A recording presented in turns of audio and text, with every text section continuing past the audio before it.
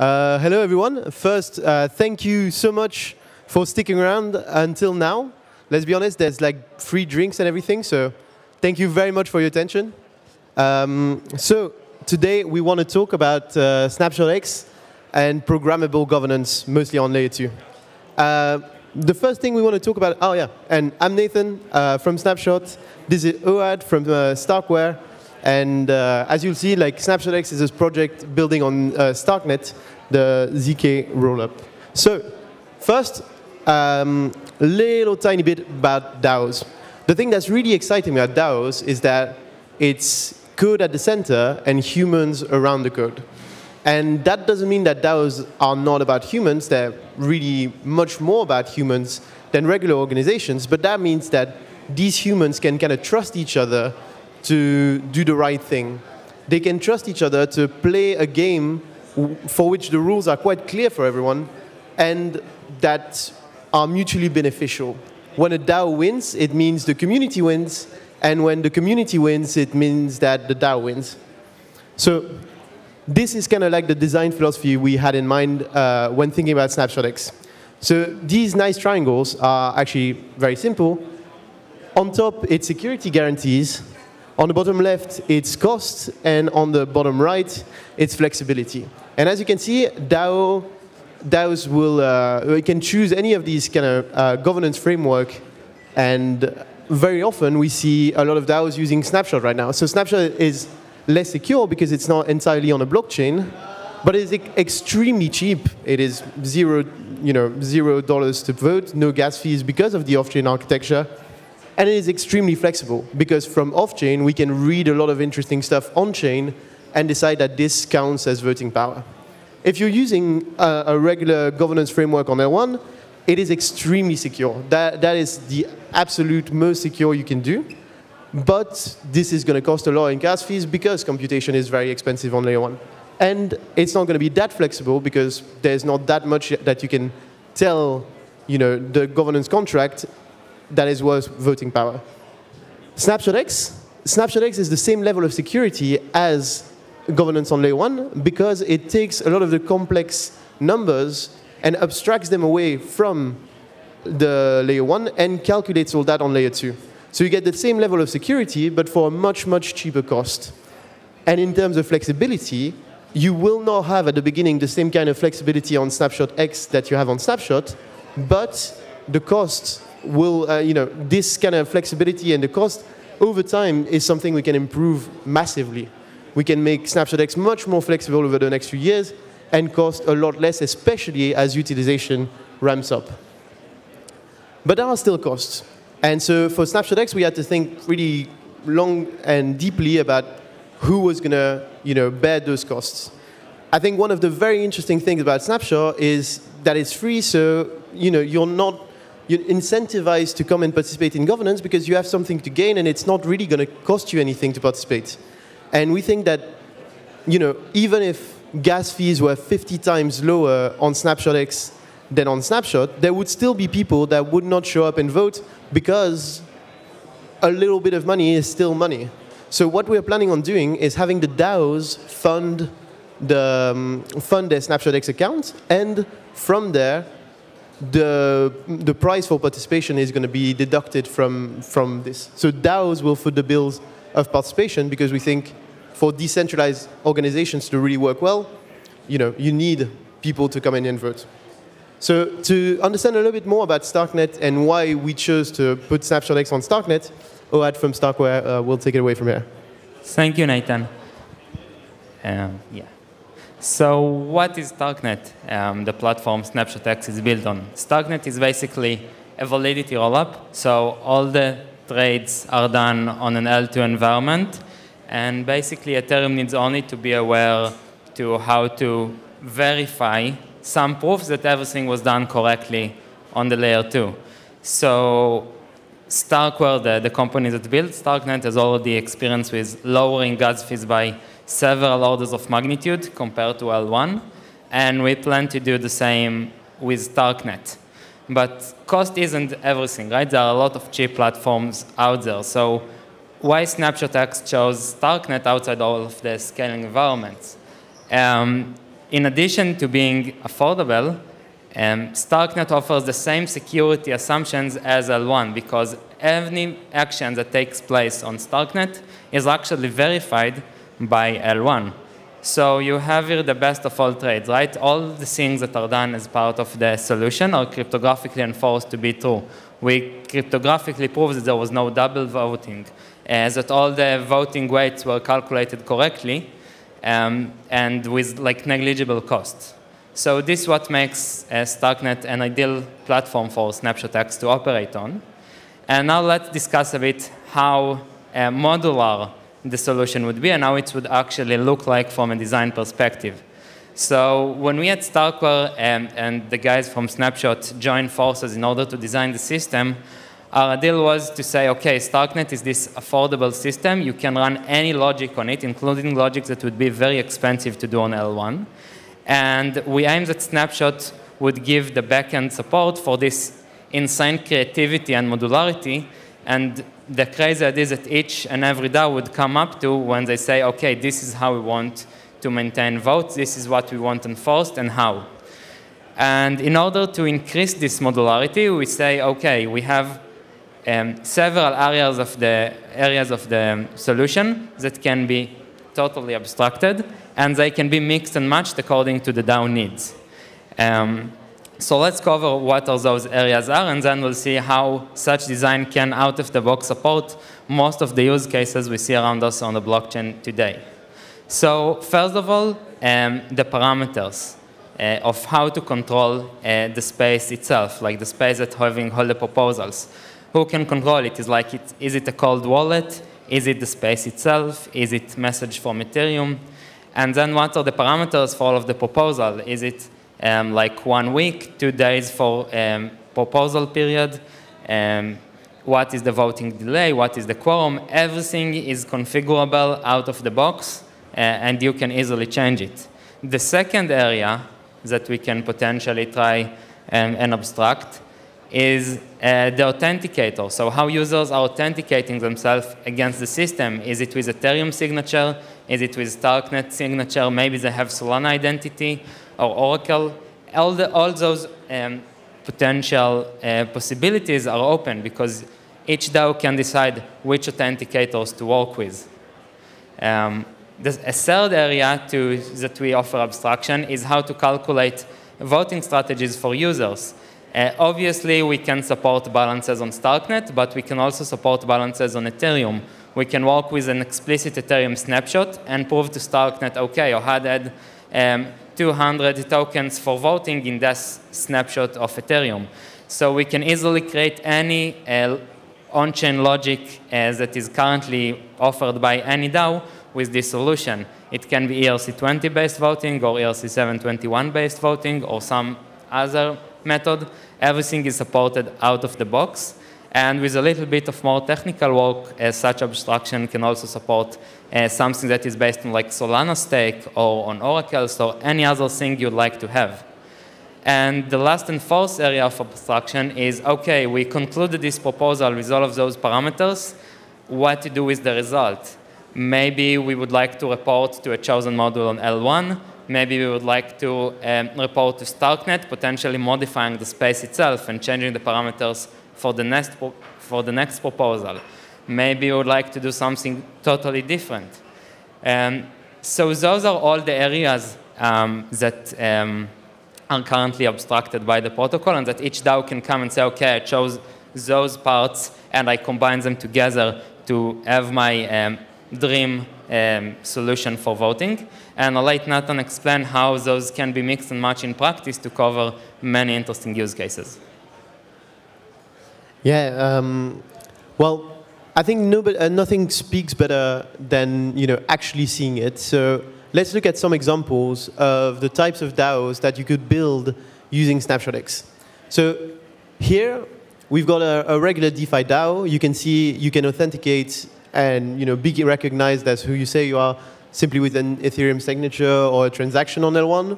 You've got a very basic voting strategy, ERC20 tokens, staked ERC20 tokens can count as well.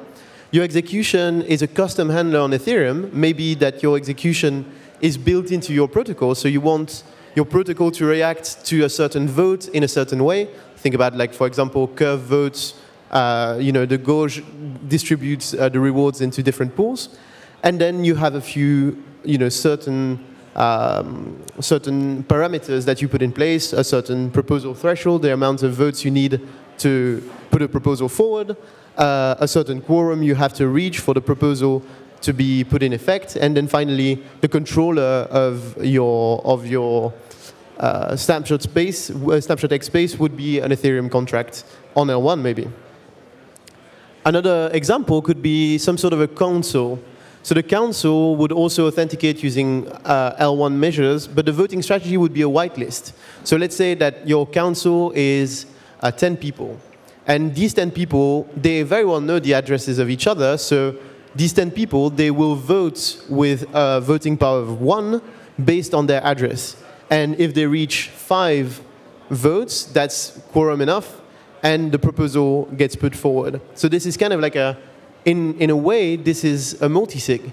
Because if you can execute on Ethereum or Polygon, this means that if enough people vote on SnapshotX for a certain transaction to be put forward on L1 or on Polygon, well, that's enough. That works. And that is able to control a custom address or anything on any other blockchain.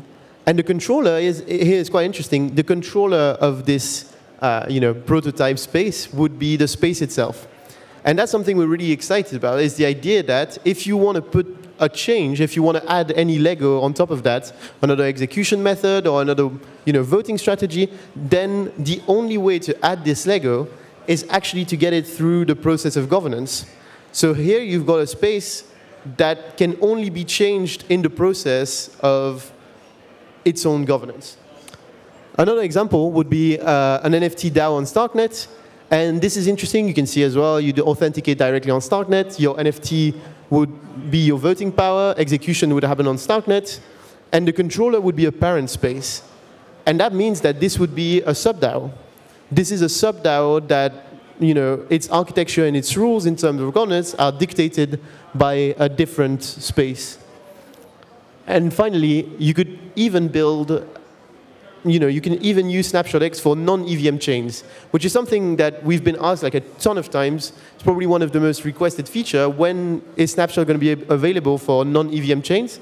Well, here, if you build an authenticator that can recognize Solana signatures, and that the way you're looking at balances on chain is looking at Solana SPL tokens, well, it's very easy. You can use Solana to have a snapshot space on Starknet, and execution will happen on Solana, authentication will happen on Solana, everything for your user is going to happen on Solana, but the computation, all of the hard work is going to be done on Starknet. So this is very interesting, I think, and I'm looking forward to seeing the kinds of DAOs that will be built using Snapshot, because this is a very interesting opportunity to build a very self-containing kind of governance process, what you might want to call a Turing-complete governance. So we were extremely humbled by the fact that when we presented SnapshotX about a few months ago, like 8 months ago in Lisbon at the DAOist, we had about 200 requests for people that wanted to test out SnapshotX, and we will come back to you very soon because the program is advancing well, and we'll be ready to have good stuff to show you very soon. In the meantime, don't hesitate, if you want to know more about this, to check out docs.snapshotx.xyz, because there you'll be able to see exactly where we are in the process. You'll be able to look at the code that is already available, and we really encourage people to try it, try to break it, try to see what they could add to it, because the goal of SnapshotX is at some point to be entirely decentralized, and that the community and not the Snapshot Labs team is building these modules. And if you want to wait for Snapshot Labs to build an authenticator for Solana, maybe it's going to take months, maybe it's going to take a year. While if you want to build it now for your thing, if you want to build like a bribe module that could be added on top of this, if you want to build the delegation module before we have time to get into it, everything like that is possible because these contracts, they will be entirely self-sovereign and on Starknet. So yeah, it goes without saying we're extremely excited about this. And thank you so much for staying and sticking around so long and listening to this talk. Yeah, thanks, guys.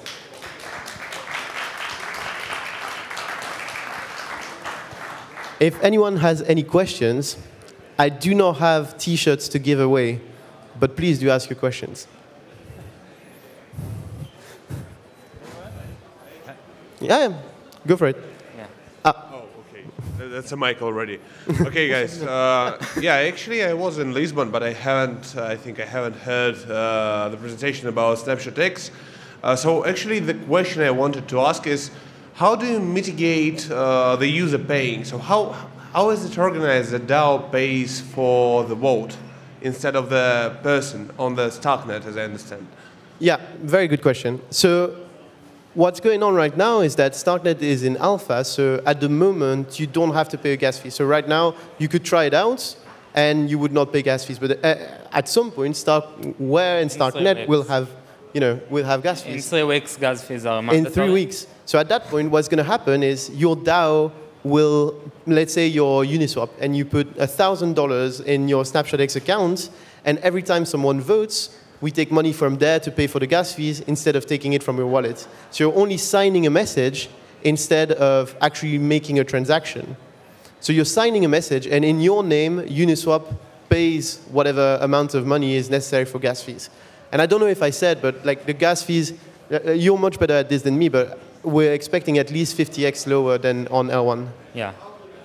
How the request gets on the blockchain in the first place? So, like Snapshot can echo the user request to the blockchain, right? The user sends a message, a signed vote to Snapshot X server, and then Snapshot X server wraps it as a Starknet transaction, send it to Starknet. Obviously, if he doesn't do it, users can send transactions on their own. Oh, so in Starknet you can actually say that, okay, that's a transaction from me, but this person will pay for that transaction. Something like that. Yeah, it's like meta transaction on Ethereum. Okay. Yeah.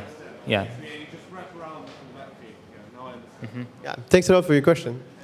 Other question? Well, yes. It seems like, let's say you have a token which is built on an upgradable contract. Sorry, can you speak into the mic because I can't really hear? Oh, okay. This is the mic. Okay. So if you have a token which is built on an upgradable contract. So from what I'm hearing, it will be very easy for you to have in your DAO voting to upgrade a contract where you upload the code for the new upgrade, and so once the voting is passes the vote, I mean, it automatically does the deployment. Yeah, that's so right now on Snapshot you can't have trustless execution because the architecture is off-chain. You can have execution through an oracle like SafeSnap, but you can't have trustless execution that happens directly from a vote. And this is something that Snapshot X will make possible because once on Starknet a consensus is reached, then the Snapshot X contracts are going to send a message from Starknet to layer 1 for a certain thing to be resolved, for a certain thing to happen. So how do I get in touch with somebody that can help me to build? Sorry? We can't hear you. How do I get in touch with somebody that can help me to implement that? Get in touch with me. Get in touch with me. We're really, like, I think a big part of Snapshot X is also, Snapshot X is going to be on chain, and Snapshot X, we want it to be way more of a community project that everyone is working together on than the current version of Snapshot, which is very open. You can jump into our GitHub, do anything, but this is really something where we want to bring the community into it because we can think of a few cool modules that we could add, a few cool voting strategies, but there's like 350 different strategies on Snapshot. So we want to bring that amount of flexibility to Snapshot X, and for that we're going to need like community involvement, certainly. So really excited about your enthusiasm. Other questions? Any question?